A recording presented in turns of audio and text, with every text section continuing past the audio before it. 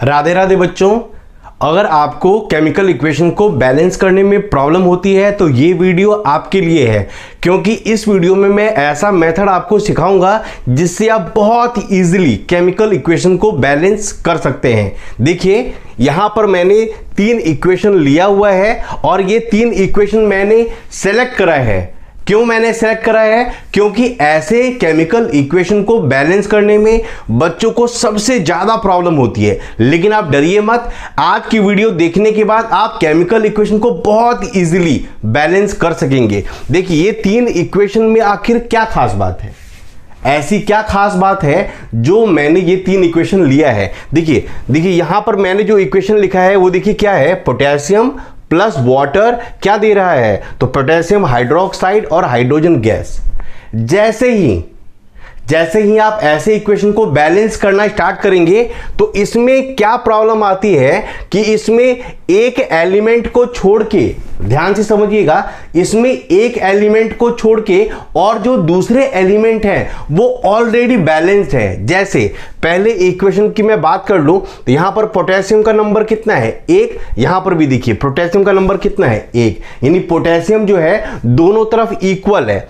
अब देखिए मैं ऑक्सीजन की बात कर लूं तो ऑक्सीजन कितना है, 1, और यहां पर भी ऑक्सीजन कितना है, 1। यानी ऑक्सीजन का जो नंबर है रिएक्टेंट साइड और प्रोडक्ट साइड दोनों तरफ इक्वल है। प्रॉब्लम क्या आ रही है कि अगर मैं यहां पर हाइड्रोजन की बात कर लूं तो हाइड्रोजन यहां पर 2 है और यहां पर 1 + 2 कितना हो गया, 3 है। अगर मैं यहां पर हाइड्रोजन को बैलेंस करने की कोशिश करता हूं तो जो दूसरे एलिमेंट जो ऑलरेडी बैलेंस्ड है उनका जो नंबर है वो डिस्टर्ब हो जाता है। जैसे अगर मैं यहां पर हाइड्रोजन को बैलेंस करने का ट्राई करूंगा तो जो यहां पर पोटेशियम और ऑक्सीजन है इनका नंबर डिस्टर्ब हो जाता है, इसलिए मैंने ये वाला इक्वेशन लिया है। तो ध्यान से देखिए कि इस तरह के इक्वेशन को हम बैलेंस कैसे करेंगे। सबसे पहले आपको ऐसे इक्वेशन में ऐसे एलिमेंट को आइडेंटिफाई करना होता है जिसको आपको बैलेंस करना है। जैसे यहां पर पोटेशियम तो ऑलरेडी बैलेंस्ड है, ऑक्सीजन भी ऑलरेडी बैलेंस्ड है, लेकिन हाइड्रोजन का जो नंबर है वो अलग अलग है। जैसे इधर हाइड्रोजन कितना है, 2, और इधर हाइड्रोजन कितना है, 3। इसको बैलेंस करना ही इंपॉर्टेंट है। देखिए इसमें क्या करा जाएगा कि जो अनबैलेंस्ड है यानी जिसके नंबर को हमें इक्वल बनाना है, ध्यान से समझिएगा, जिसके नंबर को हमें इक्वल बनाना है, सबसे पहले आप देखिए वो वाला जो एलिमेंट है वो अलोन कहां पर है। इसका मतलब उसके साथ और कोई दूसरे एलिमेंट नहीं होने चाहिए। तो क्लियरली दिख रहा है हाइड्रोजन के साथ यहां ऑक्सीजन है तो यहां पर वो अलोन नहीं है, अकेला नहीं है। हाइड्रोजन के साथ यहां पर पोटेशियम और ऑक्सीजन है, यहां पर भी वो अकेला नहीं है। और यहां पर मैं हाइड्रोजन को देखता हूं तो यहां केवल हाइड्रोजन ही है, इसके साथ दूसरे एलिमेंट नहीं है। इसका मतलब क्या हुआ, हमें यह सोचना पड़ेगा कि ये जो 2 है वो अगर कितना हो जाए तो हमारा काम बन जाएगा। अगर मैं आपसे एक क्वेश्चन पूछूं कि यहां पर जो 2 हाइड्रोजन है, 2 हाइड्रोजन जो है वो कितना हो जाए कि इसका नंबर लेफ्ट साइड और राइट साइड इक्वल हो जाएगा। तो लेफ्ट साइड देखते हैं कितना हाइड्रोजन है, 2, और यहां पर जो है 1 और 2 कितना हो गया, 3। यानी कि ये वाला जो 2 है वो कितना नंबर बन जाए, यानी ये वाला जो 2 है हाइड्रोजन वो कितना में कन्वर्ट हो जाए कि दोनों तरफ जो हाइड्रोजन का नंबर है वो इक्वल हो जाएगा। तो यहां पर देखिए यहां तो ऑलरेडी 1 हाइड्रोजन है और यहां पर ये जो 2 हाइड्रोजन है अगर ये 1 में कन्वर्ट हो जाए, यानी कि 2 के बदले अगर यहां पर 1 होता, 2 के बदले अगर यहां पर कितना होता, 1 होता, तो हमारा जो हाइड्रोजन है वो रिएक्टेंट साइड और प्रोडक्ट साइड दोनों क्या हो जाता, इक्वल। यानी कि ये वाला जो 2 है हमें किसी तरह से भी इसको 1 में कन्वर्ट करना है।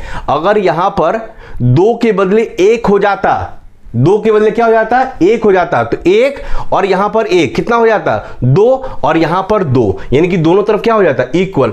यानी कि इस वाले 2 को हमें क्या करना है, 1 में कन्वर्ट करना है।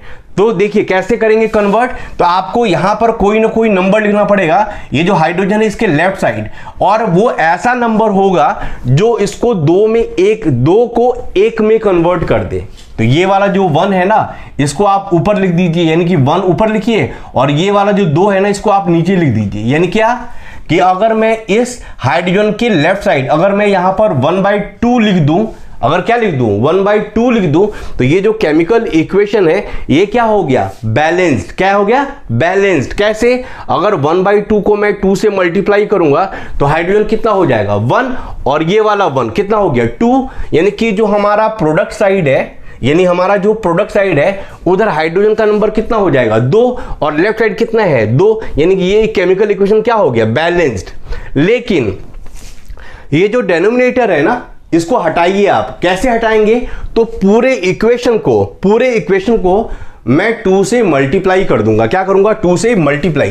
तो यहां पर अगर मैं इसको 2 से मल्टीप्लाई कर दूंगा तो क्या हो जाएगा 2K प्लस 2H2O एरो, इसको मैं 2 से मल्टीप्लाई करूंगा तो क्या हो जाएगा 2KOH, और 1/2 को जब मैं 2 से मल्टीप्लाई करूंगा तो क्या आंसर हो जाएगा 1। तो 1 तो लिखते नहीं है, इसलिए मैं यहां पर क्या लिख रहा हूं, हाइड्रोजन। अब ये जो केमिकल इक्वेशन है ये बैलेंस्ड हो चुका है। चलिए हम चेक करते हैं कि ये बैलेंस है या नहीं है। देखिए यहां पर पोटेशियम कितना है 2, यहां पर पोटेशियम कितना है 2, वेरी गुड, ये इक्वल नंबर है। अब देखिए ऑक्सीजन की मैं बात कर लूं तो ऑक्सीजन कितना है 2, और यहां पर भी ये ऑक्सीजन कितना है 2, यानी कि ऑक्सीजन भी बैलेंस्ड हो गया। चलिए अब हम हाइड्रोजन की बात कर ले, तो हाइड्रोजन कितना है यहां पर 2 2 जा 4। अब देखिए यहां पर प्रोडक्ट साइड कितना है, तो 2 और प्लस 2 कितना हो गया 4, यानी कि हाइड्रोजन का जो नंबर है वो भी क्या हो गया, बैलेंस्ड हो गया।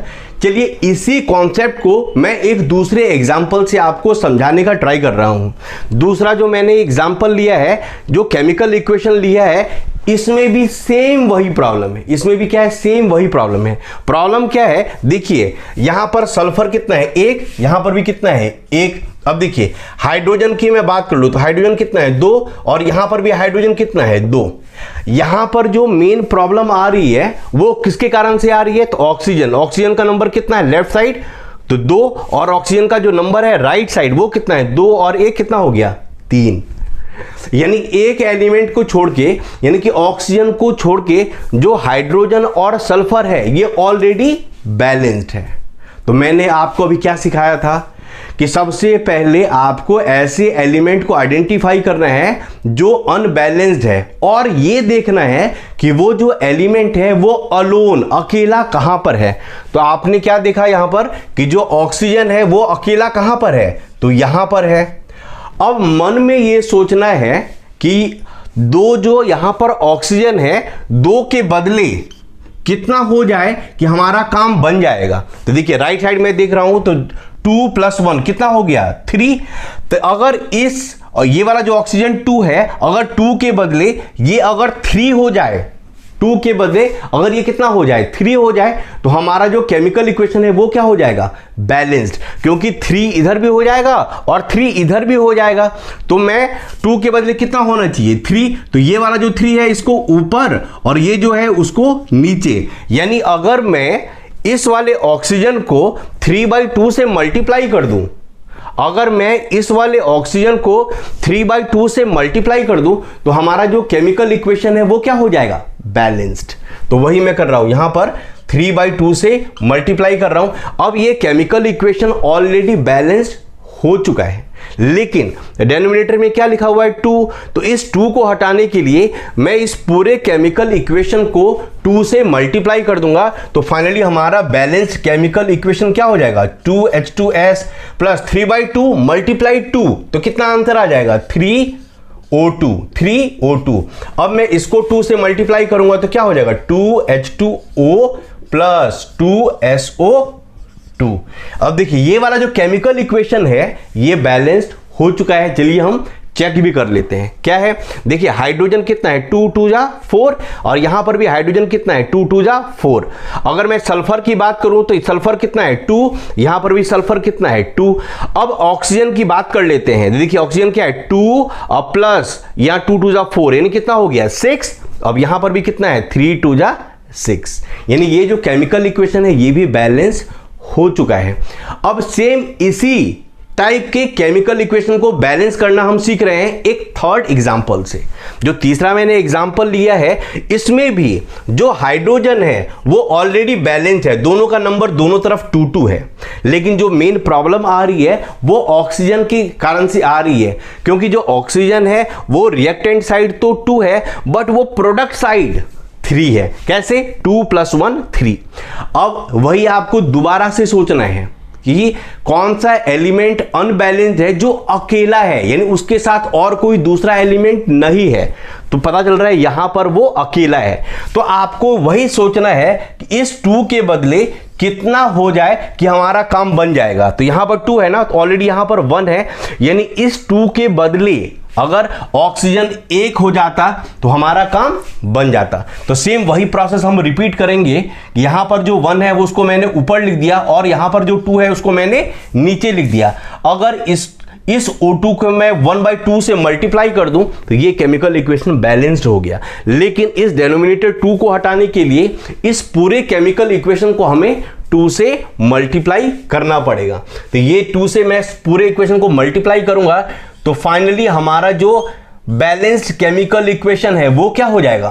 तो 2H2O2, यहां पर 2H2O प्लस इस 1/2 को 2 से मल्टीप्लाई करूंगा तो क्या आंसर हो जाएगा? तो 1 तो लिखते नहीं है, इस कारण से मैं यहां पर क्या लिख रहा हूं? 2।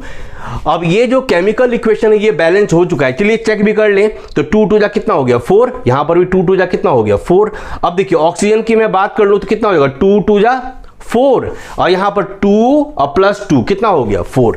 इस तरह से हमने बहुत आसान तरह से केमिकल इक्वेशन को बैलेंस करना सीख लिया और इस तरह के केमिकल इक्वेशन को बैलेंस करने में बच्चों को सबसे ज्यादा प्रॉब्लम आती है। उम्मीद है मेरा ये वीडियो आपको जरूर हेल्प करेगा। अगर आप न्यू व्यूअर हैं जरूर मेरे चैनल को सब्सक्राइब करें, क्योंकि आने वाले टाइम में काफी अच्छी वीडियोस मैं आपके लिए लेकर आने वाला हूं।